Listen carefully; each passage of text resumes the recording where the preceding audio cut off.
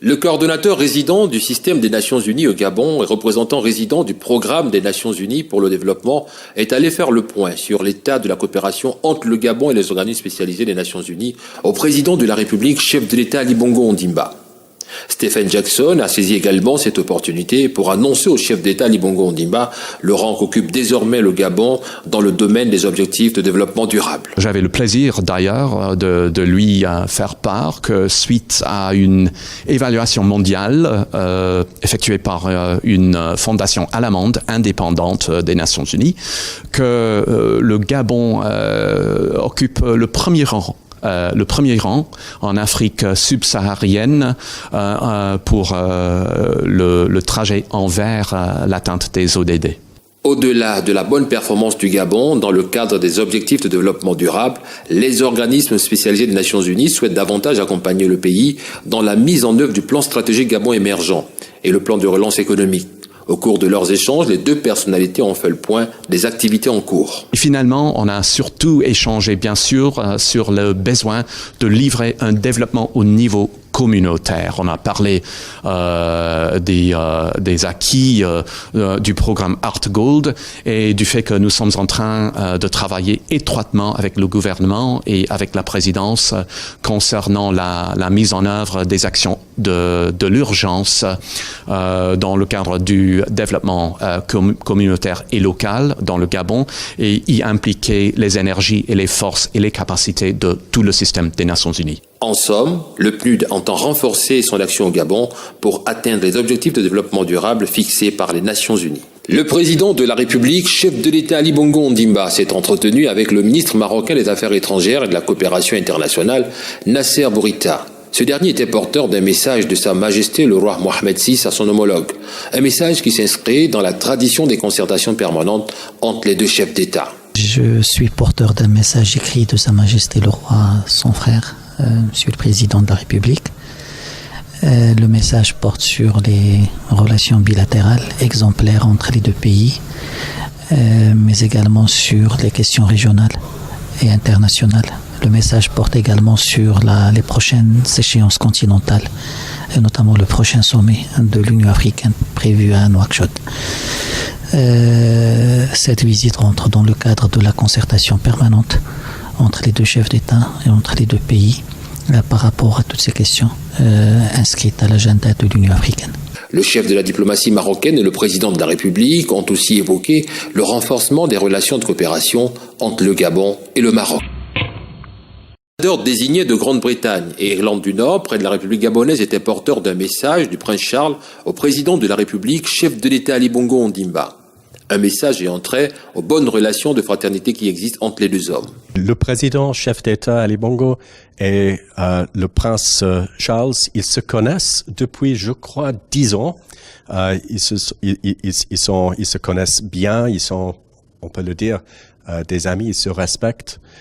Et moi, j'ai eu le plaisir ce matin de transmettre cette lettre. Impliqué sur les questions de développement durable, le chef de l'État Ali Bongo Ondimba a reçu également une invitation des autorités britanniques afin de prendre part à une rencontre de haut niveau sur les changements climatiques. Mon gouvernement attend avec enthousiasme la possibilité des rencontres à l'avenir et dans ce contexte, on va organiser une conférence à Londres sur un sujet qui est très proche au cœur de votre président, ce qui concerne la faune et les forêts dans ce domaine de la conservation, là où le Gabon a un très bon record pour protéger la nature et même l'environnement bâti, si on peut le dire. Le chef d'État Ali Bongo Ondimba et le prince Charles ont une convergence de vues sur les questions de développement et de lutte contre les changements climatiques. C'est à 27 km de la capitale gabonaise, dans la zone économique spéciale de Nkok, que le président de la République, chef de l'État Ali Bongo Ondimba, a procédé à l'inauguration du centre d'exposition du bois. 8 ans plus tard, après l'interdiction d'exportation des grumes décidée par le chef de l'État, le Gabon vient de gagner son pari. Le bois se transforme localement et les produits sont visibles. Aujourd'hui, le Gabon est premier producteur africain de feuilles de plaquage et deuxième sur le plan mondial. Ce succès est d'abord le fait d'une vision, celle du chef de l'État, son Excellence Ali Bongo Ondimba. Vision qui est d'amorcer un développement véritable qui passe par la diversification des secteurs productifs et la transformation locale de nos matières premières. La mise en œuvre de cette politique a donné naissance à la zone économique spéciale de Nkok. Lors de cette visite guidée du centre d'exposition du bois, le chef de l'État Ali Bongo Ondimba a pu se rendre compte de la qualité des produits réalisés grâce au bois de la forêt gabonaise. Du Kevazingo en passant par le Mouvengi, des salons, salles à manger et chambres ont été fabriqués par les essences de la forêt gabonaise.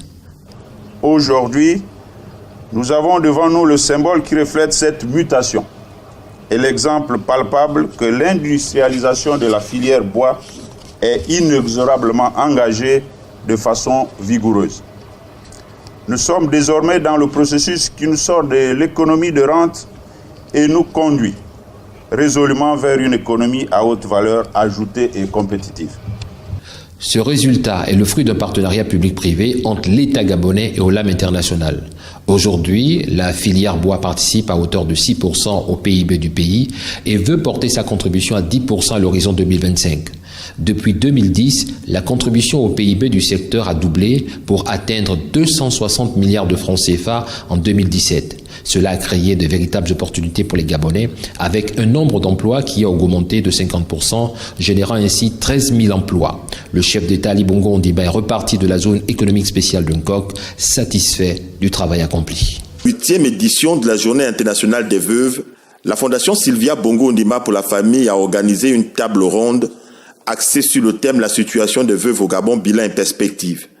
Avant de permettre aux panélistes de revenir en détail sur la question et d'échanger directement avec les participants à cette grande rencontre, la première dame a campé le décor. Est-ce tolérable qu'avec la mise en place de structures d'observation et de régulation, des veuves et leurs enfants continuent à être spoliés, ici au Gabon? Où sont les voix de cette nation pour dénoncer, s'engager, revendiquer au nom de la justice, au nom de l'égalité et de la dignité humaine? En Afrique, le Gabon s'est distingué dans le combat pour le changement de la condition des veuves.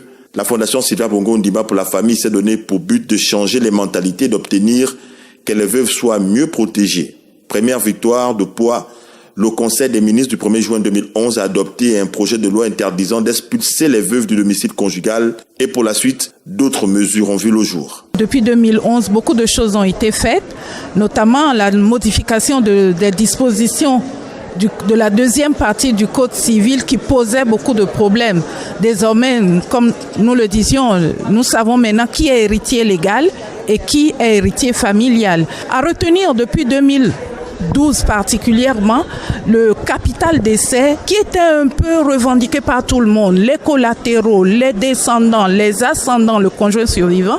Désormais, on sait que le capital décès s'est réservé aux conjoints survivants et aux enfants. On estime à plus de 285 millions le nombre de veuves dans le monde. 115 millions vivent dans une extrême pauvreté. En Afrique, la plupart d'entre elles sont soumises à des pressions aliénatrices qui les maintiennent sous l'emprise de leur belle famille.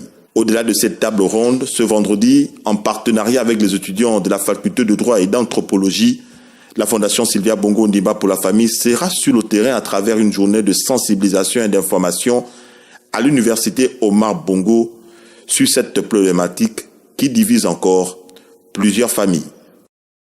Située dans le premier arrondissement de la commune de Libreville, l'école d'application de l'NSB vient de changer de visage. L'établissement a été totalement réhabilité.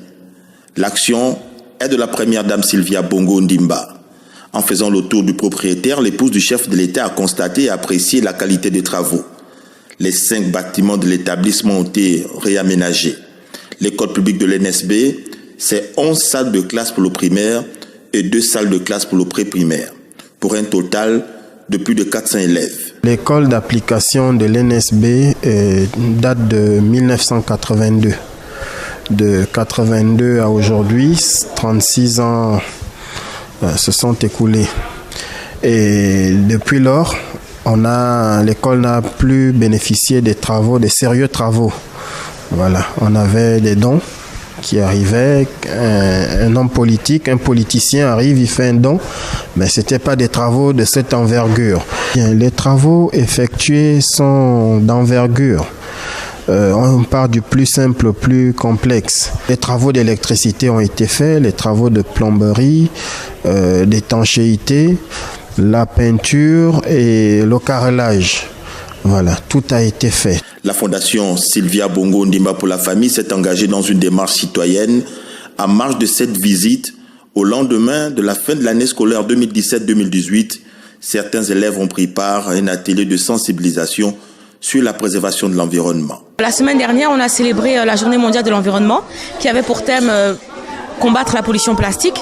Donc nous continuons sur cette ligne-là et nous sommes venus voir les enfants, sensibiliser les enfants en espérant qu'ils puissent avoir des réflexes écologiques et mieux comprendre les problématiques liées aux déchets plastiques. Nous sommes très contents parce que la première dame nous a fait l'honneur de venir visiter notre activité et en fait ça s'est très bien passé. Nous sommes très contents de cette sensibilisation. L'école publique de l'NSB date de 1982. En 36 ans d'existence, plusieurs cadres et hauts fonctionnaires du pays sont passés par cette structure éducative. Présent à Libreville, dans le cadre d'une visite d'amitié et de travail, la rencontre entre les deux chefs d'État a eu pour cadre le palais présidentiel. Le président centrafricain, Faustin Archange Touadéra, sollicite le maintien du contingent gabonais en République centrafricaine. Je suis venu dire à mon frère Ali que nous avons encore besoin de cette force dans notre quête de stabilité. Et cette force a montré sa capacité, a montré aussi son engagement. Et aujourd'hui, nous sommes en train de demander aux Nations Unies de renforcer la capacité de la MINUSCA pour nous aider à rétablir la sécurité. Durant cette rencontre, le Gabon et la RCA ont renforcé leurs relations. Des relations excellentes, des relations fraternelles. Le gouvernement a préconisé le retrait des forces gabonaises de territoire centrafricain. Monsieur le Président, mon frère, s'est déplacé personnellement pour venir nous dire que nous, Centrafricains, nous avons besoin de nos frères gabonais. Et que même si à un moment il semblait avoir quelques améliorations, la situation reste difficile et qu'elle pourrait rapidement basculer. C'est un cri du cœur que nous percevons de la part de nos frères centrafricains. Et ça ne peut pas nous laisser indifférents. Le président Faustin Archange Touadéra avait séjourné à Libreville en mars 2018. Les deux chefs d'État ont une convergence d'idées sur plusieurs questions. La paix, la stabilité de la sous-région et le développement des États de la CAC. Le pays sort petit à petit de la crise. Le président de la République, chef de l'État, Ali Bongo Ondimba, en sa qualité de raïs de la communauté musulmane du Gabon, a pris part à la grande prière de la fête de l'Aïd el-Fitr qui marque la fin du jeûne du mois de Ramadan. Cette grande prière matinale et collective a permis au grand imam Ismaël Senyoussa de mettre un accent sur les leçons à tirer de ce mois béni. L'Aïd el-Fitr est avant tout une journée importante sur le plan spirituel. Pour sa part, le président de la République, chef de l'État Ali Bongo Ondimba, raïs de la communauté musulmane du Gabon, s'est dit satisfait de l'accomplissement du jeûne de ce mois béni de Ramadan. Au terme de ce mois de Ramadan, ce mois de sacrifice, tous contents d'avoir pu l'accomplir. Et comme je l'aurais dit, c'est un mois de sacrifice. Ça nous permet de pouvoir avoir une plus grande introspection, se recueillir, se poser un certain nombre de questions et surtout, au-delà de cela, la philosophie est de nous amener à être encore beaucoup plus généreux parce que pendant un mois, nous avons eu aussi faim, nous avons eu soif et nous comprenons ce que certains souffrent tous les jours alors que nous n'avons souffert qu'un mois. Donc c'est un grand enseignement et nous remercions tous nos compatriotes non musulmans qui nous ont aussi accompagnés pendant ce mois. Ils sont de plus en plus nombreux, ce qui montre que d'ailleurs le jeûne est quelque chose qui a été prescrit dans toutes les religions de la foi, religions monothéistes, Et nous les remercions pour le sacrifice qui a été le leur, pour nous avoir aussi supportés pendant ce mois-ci, parce que c'est pas toujours facile. Et nous sommes contents d'avoir pu accomplir ce mois de Ramadan et sortir de là en bonne santé, ce que nous remercions Dieu pour cela. À l'occasion de la fête de l'Aïd el-Fitr, les musulmans échangent ainsi leurs vœux et se félicitent pour le jeûne qu'ils ont accompli et pour les bonnes actions effectuées. La journée a été marquée par la notion du partage et de l'unité. Le vice-premier ministre, ministre des Affaires étrangères de la République démocratique du Congo a été introduit au cabinet du chef de l'État, Ali Bongo Ondimba, par le ministre d'État en charge des Affaires étrangères, Régis Simongo. Léonard Ché Okitundu était porteur d'un message du président Joseph Kabila. Je suis venu à Libreville, porteur des messages du président Joseph Kabila Kabange, président de la République démocratique du Congo, à son homologue gabonais. Comme vous savez, il existe des relations d'amitié et de coopération et aussi des consultations régulières entre la RDC et la République gabonaise. Mais en même temps, ce qui est particulier, c'est que le président gabonais aujourd'hui est président de notre communauté économique des États de l'Afrique centrale, notre organisation régionale. Et actuellement, vous savez que la situation en RDC est une situation politique qui est dominée par l'organisation des élections générales. Et déjà au courant de ce mois, il y a le dépôt de candidature pour les élections provinciales. Et le mois prochain, ce sera pour la députation nationale et la présidentielle. La RDC organise cette année les élections générales. Et le vice-premier ministre, ministre des Affaires étrangères, a fait un état de lieu de la situation de ce pays frère au président de la République, Ali Bongo Ondimba, président en exercice de la CEAC. En tant que président de notre organisation sous-régionale, le président doit être informé, le président gabonais donc, doit être informé sur l'évolution de la situation en RDC. Alors nous sommes dans une phase décisive aujourd'hui, c'est la dernière ligne droite avant la tenue de ces élections. Il est important de venir informer le président en exercice de notre communauté sous-régionale de l'évolution de la situation en RDC. Soucieux de voir la sous-région à l'abri des conflits, le président en exercice de la CEAC a pris l'engagement de mener une série d'activités auprès de ses pairs, avant la rencontre de l'Union africaine qui va se tenir en Mauritanie en juillet 2018. Libreville a abrité les travaux de la 46e session du Conseil des ministres de l'OADA. La rencontre a vu la participation de 16 délégations sur les 17 États membres et les responsables de l'institution. Avant de quitter notre pays, le chef de l'État Ali Bongo Ondimba est tenu à échanger avec les ministres présents à ce grand rendez-vous.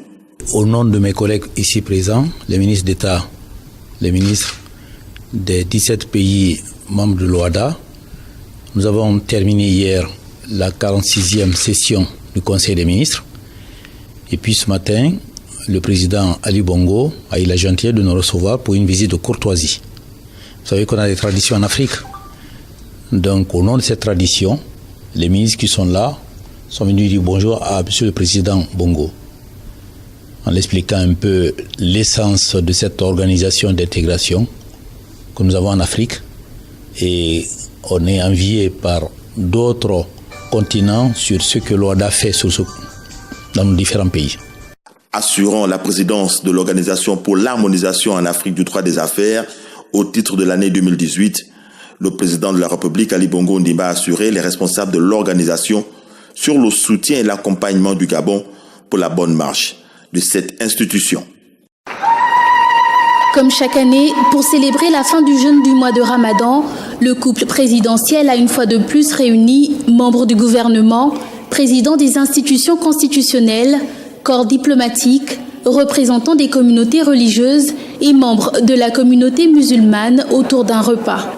Une initiative saluée par les convives. En tant que musulmans, nous sommes fiers de cette belle initiative qui fait en sorte que nous puissions être ensemble avec les autres communautés religieuses dans un moment où on dirait peut-être que c'est la fête des musulmans, mais il n'en est rien.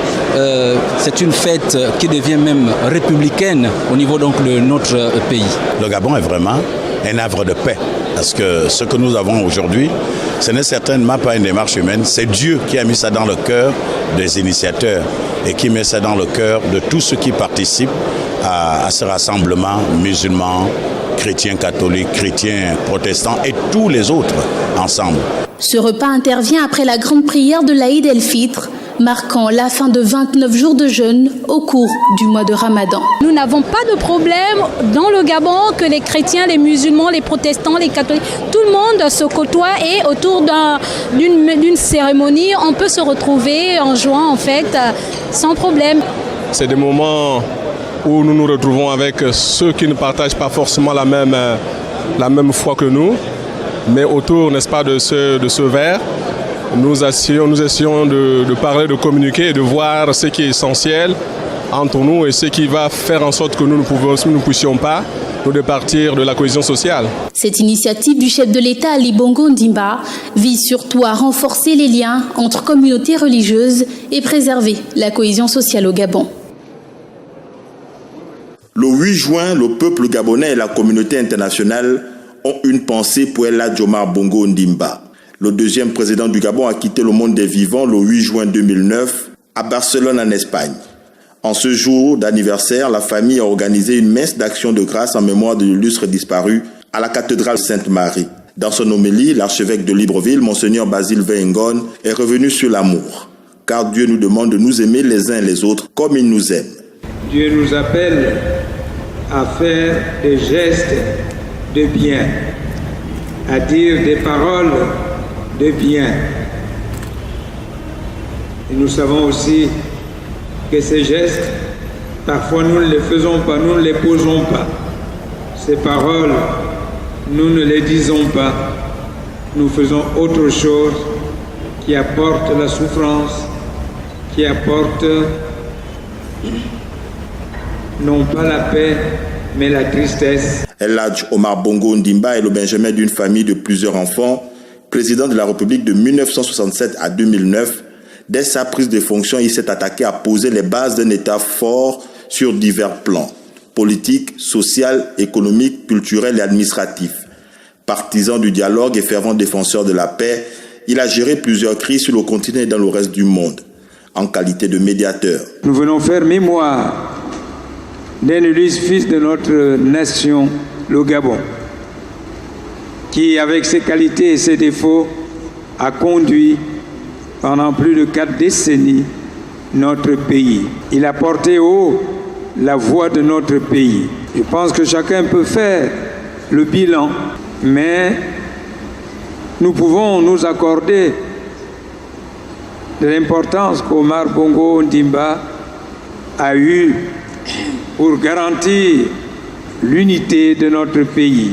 Homme d'État dont la grandeur, la bonté, la générosité et l'amour du prochain avaient dépassé les frontières, El Hadj Omar Bongo Ondimba a été enterré le 18 juin 2009 à Franceville, capitale du Haut-Ogooué, sa province natale. La cérémonie de passation de commandement entre le général d'armée Bibaye Itanda Auguste Roger et son successeur, le général de corps d'armée Olamdong Ferdinand Gaspard, a été présidée par le chef de l'État Ali Bongo Ondimba, chef suprême de forces de défense et de sécurité. L'événement a vu la participation de tous les officiers supérieurs et un bon nombre d'invités de marque. À travers la tenue de cette cérémonie solennelle, le chef d'État Ali Bongo Ondimba démontre une fois de plus son attachement à la tradition militaire et républicaine.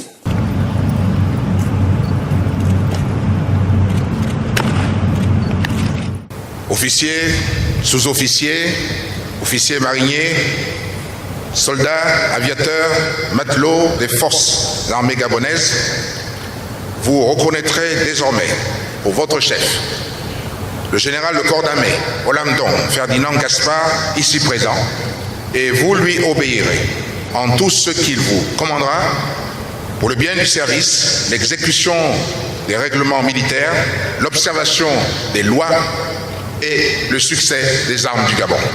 C'est par cette formule consacrée que le président de la République, chef d'État Ali Bongo Ondimba, a installé le nouveau chef d'état-major général des forces armées gabonaises, le général de corps d'armée Olamdong, dans ses nouvelles fonctions. Ce dernier a exprimé son engagement et sa détermination à défendre la patrie. Le général de corps d'armée a prêté serment devant le président de la République, chef de l'État, chef suprême des forces de défense et de sécurité. Je jure de défendre la patrie et l'état de droit, de remplir consciencieusement les devoirs de ma charge dans le strict respect de ses obligations de loyauté et de fidélité à l'égard du chef de l'État, de garder religieusement, même après la cessation de mes fonctions, la confidentialité des dossiers et des informations dont j'aurais eu connaissance dans l'exercice de celle-ci. Je le jure. Marié et père d'une nombreuse famille, le général de corps d'armée Olamdong Ferdinand Gaspard a occupé jusqu'à ce jour la fonction de gouverneur militaire de la place de Libreville. Dans un passé récent, il a occupé également les fonctions de chef d'état-major général adjoint des forces armées chargé des opérations. Cette cérémonie de passation de commandement et prestation de serment s'est achevée par un défilé militaire.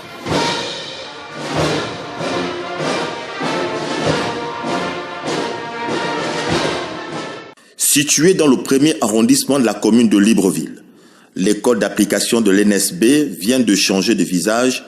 L'établissement a été totalement réhabilité. L'action est de la première dame Sylvia Bongo Ndimba. En faisant le tour du propriétaire, l'épouse du chef de l'État a constaté et apprécié la qualité des travaux. Les 5 bâtiments de l'établissement ont été réaménagés. L'école publique de l'NSB, c'est 11 salles de classe pour le primaire et 2 salles de classe pour le pré-primaire, pour un total de plus de 400 élèves. L'école d'application de l'NSB date de 1982. De 82 à aujourd'hui, 36 ans se sont écoulés. Et depuis lors, l'école n'a plus bénéficié des travaux, des sérieux travaux.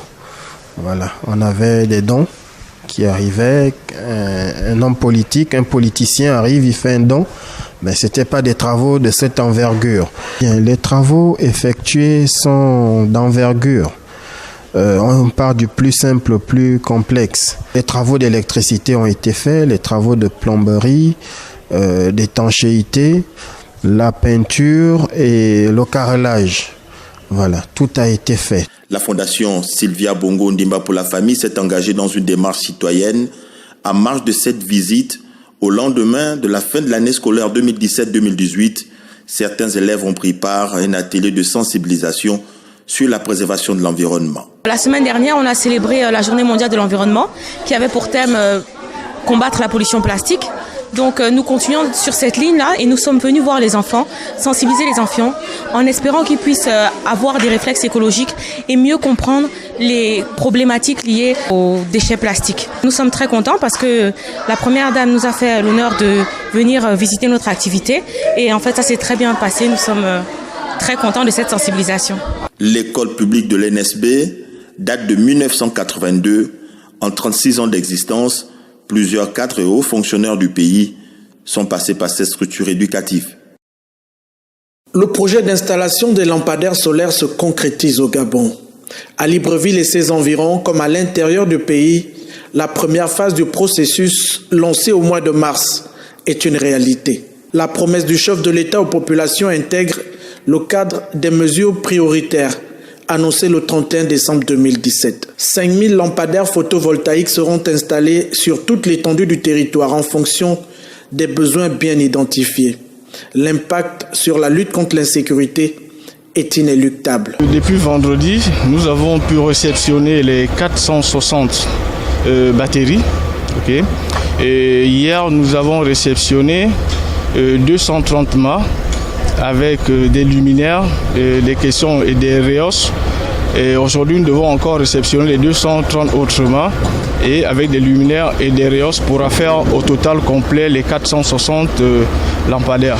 Si vous avez vérifié plus loin, il y a les massifs qui sont déjà pratiquement prêts. Ils sont prêts et dès que tout sera livré, l'assemblage fait et on va carrément sur le terrain poser. L'accès à l'électricité est un enjeu capital pour le développement économique du pays.